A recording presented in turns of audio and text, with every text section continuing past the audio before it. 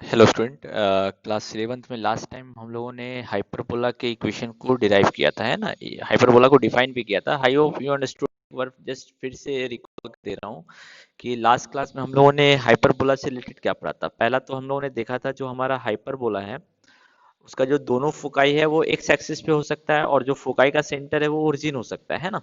ये हमने देखा था। ओके। फॉर एग्जांपल ये मेरा हाइपरबोला जो है, हमारा जो हाइपरबोला है वो ऐसा भी हो सकता है ना। हमारा जो हाइपरबोला है वो ऐसा भी हो सकता है, और इसका जो दोनों फोकाई है वो मेरा एक्स एक्सिस पे होगा, और जो दोनों फोकाई का सेंटर है, जो दोनों फोकाई का हमारा जो सेंटर है वो दोनों का फोकाई का मिड पॉइंट हो सकता है ना। दोनों फोकाई का मिड पॉइंट तो वाई एक्सिस मेरा कहाँ से पास करेगा, यहाँ से पास करेगा। ऐसा केस भी हो सकता है ना। तो इसका इक्वेशन हमने लास्ट क्लास में डिराइव किया था। जो इसका इक्वेशन आया था वो था हमारा x square by a square minus y square by b square is equal to 1। ये हमने डिराइव किया था, है ना। और ये डिराइव किया था, और हमने ये भी देखा था कि जो हमारा एक रिलेशन आया था। इसमें रिलेशन क्या आया था, C square is equal to A square plus B square. यानी जो सी स्क्वायर का वैल्यू होता है, जो फोकाई का कोऑर्डिनेट है, यहाँ फोकाई का coordinate c comma zero and minus C comma zero, तो जो मेरा फोकाई का कोऑर्डिनेट है वो मेरा क्या होगा, सी कॉमा जीरो। तो जो मेरा ये सी स्क्वायर है ये किसके बराबर होगा, ए स्क्वायर प्लस बी स्क्वायर। और हमने ये देखा था कि जो मेरा ए होगा वो क्या होगा। हमने लास्ट क्लास में देखा था कि ये जो पॉइंट है ए और बी, आप इसको डिराइव कर सकते हैं ना। इसका जो कोऑर्डिनेट होगा ये ए कॉमा जीरो होगा, और सॉरी माइनस ए कॉमा जीरो होगा, और ए कॉमा जीरो होगा। ये हमने देखा था। आप इसको डिराइव भी कर सकते हैं, ठीक है। यानी कि जो ए बी का लेंथ है ये किसके बराबर होगा, 2a। और इसको हम लोग क्या बोलते हैं, ट्रांसवर्स एक्सिस। जो ए बी है ये मेरा क्या है, लेंथ ऑफ ट्रांसवर्स एक्सिस। इसको हम डिराइव इजिली कर सकते हैं, है ना। सो ये वाला पार्ट आप खुद से कर लीजिएगा, ये बहुत टफ नहीं है। जैसे हमने इलिप्स में किया था वैसे ही कर सकते हैं। कैसे किया था हमने, अब जस्ट हमने क्या किया था, एक हमारा पॉइंट है वो पैराबोला हाइपरबोला पे, तो हम लिख सकते हैं ना a f two plus a f one is equal to b f one plus b f two. ये हम लिख सकते हैं। तो इससे हमने डिराइव किया था, मैं अब ये सारी चीजें नहीं करके दिखाऊंगा। हमने इससे डिराइव किया था कि जो हमारा ए एफ वन है वो किसके बराबर है, बी एफ टू के बराबर है। ये हमने डिराइव किया था, और इसके बेसिस पे हमने डिराइव किया था कि ए बी का जो वैल्यू होगा वो 2a के बराबर होगा, जैसे इलिप्स में किया था, ठीक है। तो ये हमने डिराइव किया था, और इससे हम ये भी बोल सकते हैं कि जो ए बी होगा ना ये मेरा सबसे शॉर्टेस्ट डिस्टेंस वाला पॉइंट होगा हाइपरबोला पे।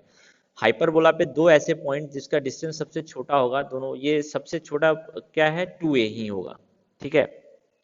ये दोनों डिफरेंट हाइपरबोला पे, ठीक है। तो ये आप इजीली डिराइव कर सकते हैं, इसमें कोई प्रॉब्लम नहीं है, ठीक है। अब नेक्स्ट पार्ट जो है हमारा ये बी, आखिर ये बी है क्या, ठीक है। क्योंकि इसमें सी स्क्वायर इक्वल टू ए, जैसे इलिप्स में हमने देखा था। अब यहाँ पे जो बी का वैल्यू हम यहाँ से निकाल सकते हैं ना, बी का वैल्यू क्या होगा, सी स्क्वायर माइनस ए स्क्वायर। तो इसको आप कैलकुलेट करने पे बी एक नंबर आएगा, b is equal to under root c square minus a square. तो जो वाई एक्सिस है उस पर हम एक जगह बी को डिनोट कर सकते हैं। तो ये वाला लेंथ मेरा क्या होगा, बी। तो ये वाला कोऑर्डिनेट क्या होगा, जीरो कॉमा बी, इसको सी मान लेते हैं। और ये डी, इसका कोऑर्डिनेट क्या होगा, जीरो कॉमा माइनस बी। ये हम आइडेंटिफाई कर सकते हैं अपने वाई एक्सिस पे। तो जो मेरा सी डी होगा ना, इसका वैल्यू कितना होगा, 2b के बराबर होगा। और इसको हम लोग बोलते हैं length of conjugate axis, length of conjugate axis, ठीक है। ये मेरा है लेंथ ऑफ कॉन्जुगेट एक्सिस। ये भी आप इजिली आइडेंटिफाई कर सकते हैं, इसमें भी कोई प्रॉब्लम नहीं है, ठीक है। सो ये सारे टर्म आपने लिस्ट में पढ़े थे, इससे मिलते जुलते टर्म। वहां कॉन्जुगेट एक्सिस नहीं था, वहां माइनर एक्सिस था, ट्रांसफर्स एक्सिस नहीं था। इलिप्स में क्या था, आपका मेजर एक्सिस था, ठीक है। एक तो ये केस हुआ। अब दूसरा केस, अगर हाइपरबोला आपका ऐसा हुआ, अगर आपका हाइपरबोला जो है वो ऐसा हो जाए, अब वाई एक्सिस पे दोनों फोकाई चली जाए, दोनों फोकाई आपकी कहाँ चली जाए, वाई एक्सिस पे, ऐसा हो जाए हाइपरबोला हमारा, ठीक है। तो जो मेरा दोनों फोकाई है वो कहाँ चला गया, वाई एक्सिस पे चला गया, ठीक है। तो ये मेरा F1 हो गया, और ये मेरा F2 हो गया। तो इसका कोऑर्डिनेट अब क्या हो जाएगा, zero comma minus C and zero comma C, ठीक है, तो अब जो सेंटर है दोनों फोकाई का मिड पॉइंट है वो ओरिजिन है, यानी एक्स एक्सिस पे लाई करेगा सेंटर। ठीक है, अब यहाँ पे आप देखिए इस इलिप्स का इक्वेशन हम क्या लिखेंगे, x² by a square minus y square by b square था। यहाँ पे हम क्या करेंगे, माइनस साइन किसके साथ रहेगा वो डिपेंड करेगा, तो हम इसको लिखेंगे ए माइनस साइन अब किसके साथ है, माइनस साइन अगर इसके साथ है तो बी स्क्वायर यहाँ आ जाएगा, x square minus x square by b square plus y square by a square is equal to 1। ये मेरा हो जाएगा हाइपरबोला का इक्वेशन। ओके, इलिप्स में भी हमने यही देखा था, वहां पे जो ए बड़ा था तो ए अगर एक्स एक्सिस पे है मेरा मेजर एक्सिस तो एक्स के नीचे ए है, अगर मेरा मेरा मेजर एक्सिस वाई पे है तो वाई के नीचे ए हो गया था इलिप्स के केस में। यहाँ पे नेगेटिव साइन डिसाइड करेगा ए किधर होगा। ठीक है, तो यहाँ पे जो मेरा ट्रांसवर्स एक्सिस होगा वो ए बी होगा, इसका लेंथ 2a हो जाएगा, और जो मेरा बी होगा वो मेरा कहाँ पर होगा, कॉन्जुगेट एक्सिस ये मेरा कहाँ पर होगा, एक्स पर होगा। ओके, तो अपने बुक पे आ जाइए। ठीक है, बुक में भी आपका ये सारा चीज एक्सप्लेन किया हुआ है। ठीक है, इलिप्स आप अच्छे से समझ गए तो इसको समझने में बहुत अधिक दिक्कत नहीं होगी आपको। ठीक है, सो मेरा जो यहाँ पे आपका ऑलरेडी बताया हुआ है, ये देखिए यहाँ पे ऑलरेडी आपको बता दिया है, x square by a square minus y square by b square, यहाँ पे हो गया देखिए y square by a square minus x square by b square equal to 1।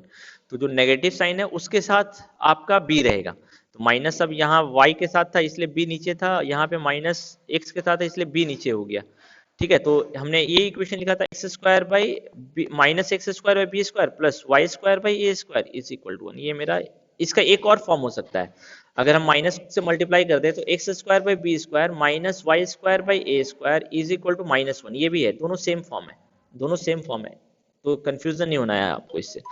ठीक है, सो ये दोनों पार्ट आप मेरे ख्याल से आप समझ सकते हैं। ठीक है, अब हम लोग जो नेक्स्ट टर्म डिफाइन करते हैं वो है हमारा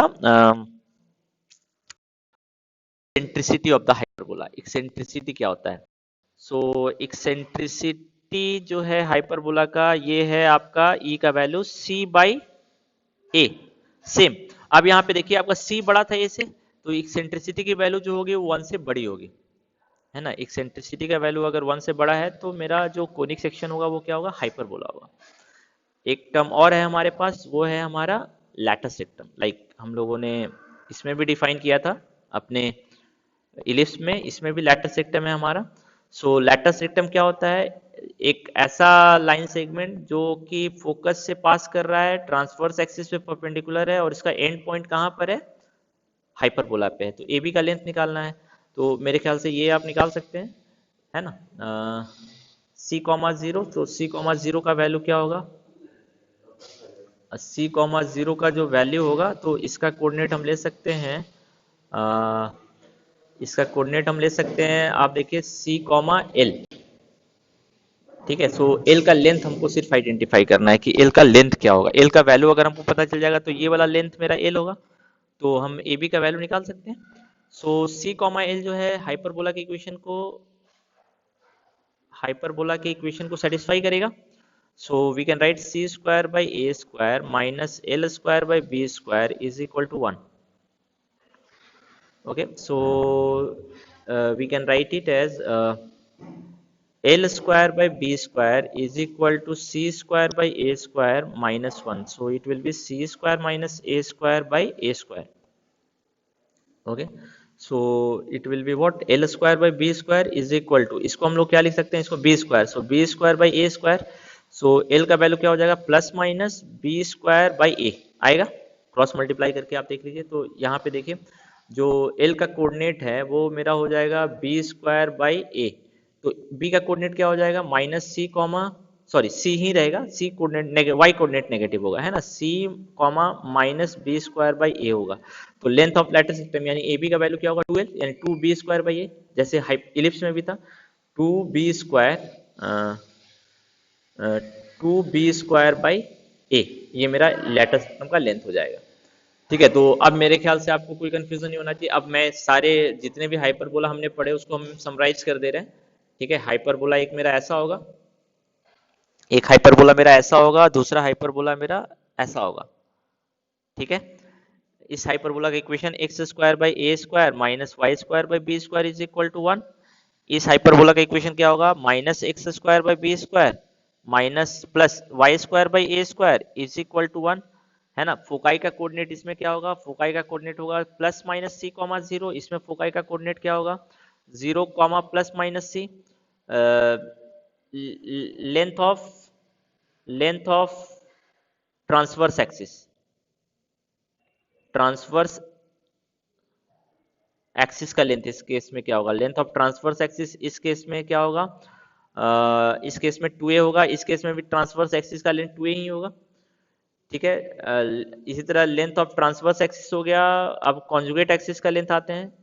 कॉन्जुगेट एक्सिस का लेंथ इस केस में कितना होगा, 2b, इस केस में भी कितना होगा, 2b।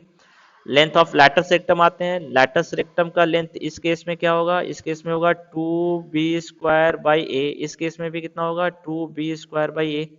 ओके, ऑलमोस्ट सेम चल रहा है ना। एक्सेंट्रिसिटी ई का वैल्यू इस केस में c बाई ए, इस केस में भी ई का वैल्यू c बाई ए, क्योंकि हमने इंटरचेंज कर दिया था ना, तो फॉर्मूला मेरा सेम ही रहेगा, फॉर्मूले में कोई अंतर नहीं आ रहा है, ठीक है।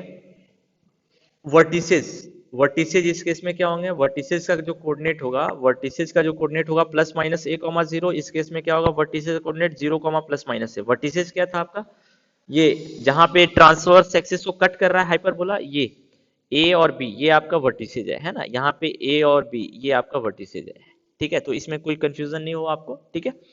तो यही सारे टर्म थे हमारे हाइपरबोला। आप देखिए कि हाइपरबोला का कॉन्सेप्ट मेरे ख्याल से आपको समझ में भी आ गया होगा कि हाइपरबोला हम कैसे यूज कर रहे हैं, ठीक है। अब लाइक इलिप्स, इसमें एक पार्ट और था हमारा, ये एक पॉइंट का डिस्टेंस जो है हाइपरबोला फोकस से, ठीक है। एक पॉइंट का डिस्टेंस, एक पॉइंट जो हाइपरबोला पे उसका डिस्टेंस फोकाई से कितना होगा, तो ये डिस्टेंस हमने देखा था ना, a plus c by a into x होगा, ये इलिप्स में भी था। इसमें हम सिर्फ किस कोऑर्डिनेट का यूज कर रहे हैं, उस पॉइंट का जिसका डिस्टेंस हमको निकालना है, उसका सिर्फ एक्स कोऑर्डिनेट का हम यूज कर रहे हैं, ये देखिए, है ना। एक्स पर एक पॉइंट है, p का डिस्टेंस दोनों फोकाई से कितना होगा। चलिए मैं इसको समराइज कर दे रहा हूँ। ये अगर आपका हाइपरबोला है,